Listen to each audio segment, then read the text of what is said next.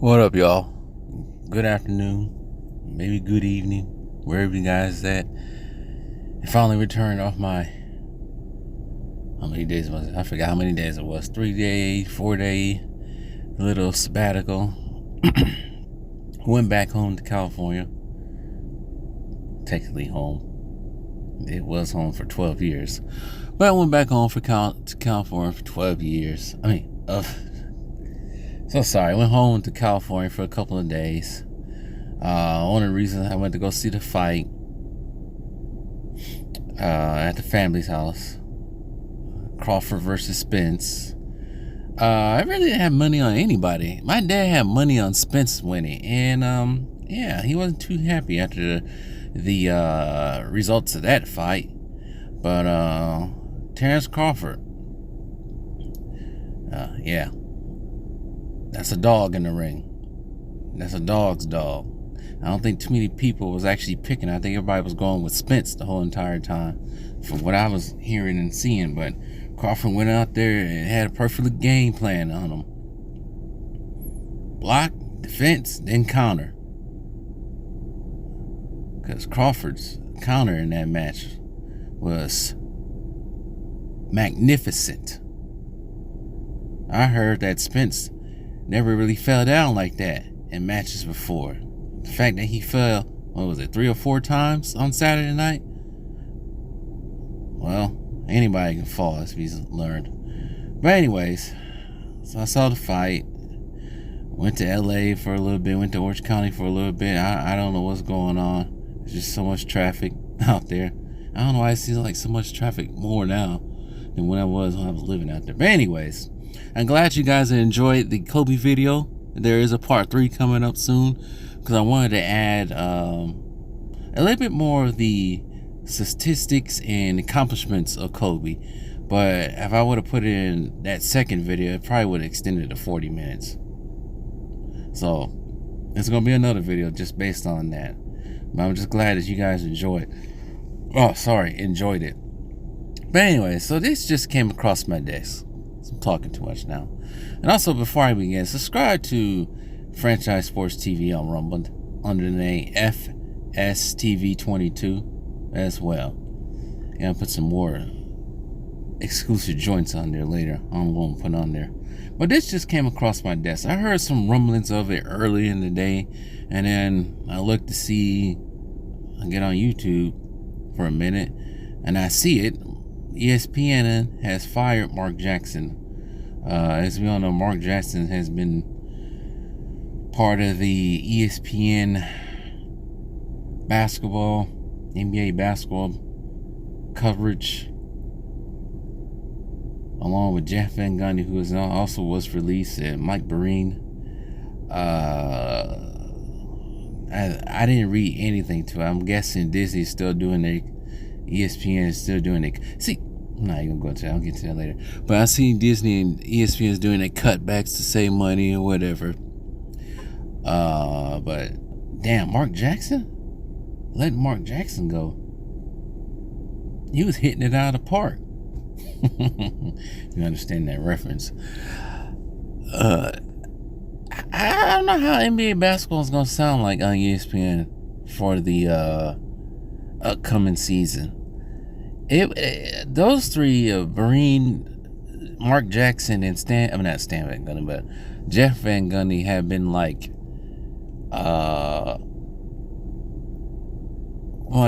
one with playoff and finals basketball for the last 10 to 12 years. I don't know what they're gonna do now. I kind of felt weird when they finally took on Troy Aikman and what's his name, Jim Buck, whatever his name is. I forgot his name. Shoot, I forgot the other guy that's been it's on with Troy Aikman on Fox football. Now that they went to ESPN themselves, it's probably where all the money's going to with those two. But after those two left Fox football, watching football on Fox hasn't been really felt the same, because they kind of brung the legendary voice behind football on Fox, even the Super Bowl. But that's how the three of Breen and Van Gundy and Jackson was synonymous with the playoffs and watching ESPN, especially finals. So it's unfortunate that he was let go. I don't know who they're going to replace him. Probably replace him with somebody cheaper than one of these younger, lesser known people who don't have that type of voice. As much as Jeff Van Gundy rambled a lot, I miss hearing Mark Jackson talk as well. So that sucks. But you know what? It's not so much on Mark Jackson, of course. This is what Disney gets, because ESPN is under the Disney umbrella. This is what they get. They can. I don't take part in knowing that people are getting fired, but also it brings me such joy to see Disney lose at this capacity, because they did it to themselves. They did it to themselves for the last, let's say, when did they get Star Wars? 2012? We really didn't see too much of their freaking agenda until like 2015, 16. So they've been doing this for almost 10 years, fresh and just stupid stuff going through Disney. And now they're losing money. Talking about, Bob Eisner is talking about, I said Eigner is talking about selling some stuff off, selling some properties off. I hope Lucasfilm and Marvel is getting sold off to somewhere else. But we've been hearing rumors of that happening, stuff being sold off because Disney's continuing losing money. Nobody's going to the parks. That's what Disney get. They deserve to lose. They deserve to fail for their debauchery of entertainment they have constantly produced. Star Wars has never been the same since Force Awakens. Marvel has continued to go on the red and go downhill since Endgame was released. If we think about Marvel, they don't even have a set star anymore. ESPN is, for the last couple of years, become a social political channel more than sports. So they deserve everything they got coming to them. It's unfortunate that some people who, like Mark Jackson, were really part of that, but are getting released and let go. And I keep hearing that Stephen A. Smith is next. So I don't know who's gonna pick ESPN. I don't know, but that's why you guys got us. That's why you guys got us to listen to. You don't need ESPN.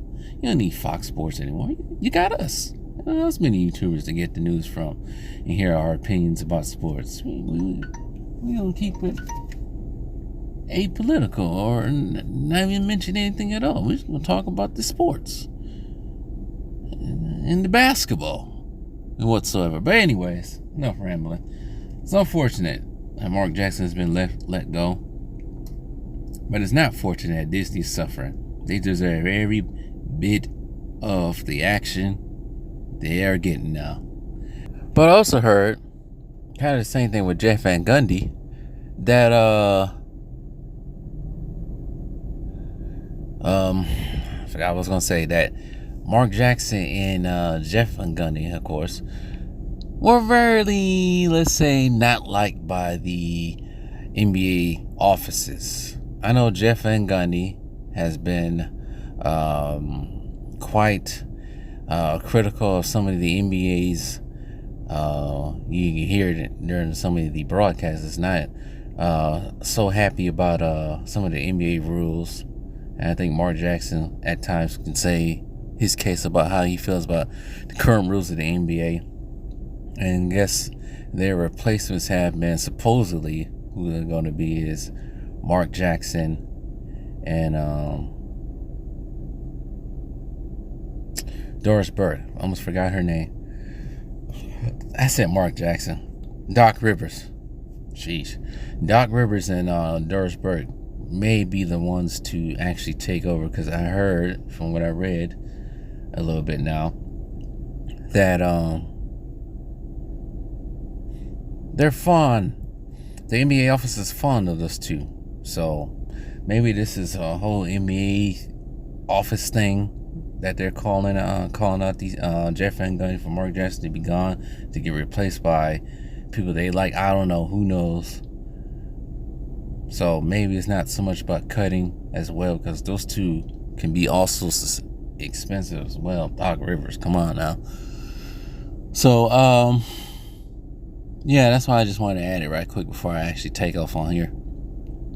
But anyways, it is what it is. Sad to see it go, that era go. Well, anyways, some of us, we still gonna watch it. We always say we ain't gonna watch the team. I always said that. I always say this: the Bucks win or lose last season, I'm still not watching it. But since you guys like hearing me talk and give my opinion on the NBA, I'm still gonna be around. So, anyways, and why not take advantage of the fledgling sports media? So I'll be around. But anyways, tell me what you guys think now.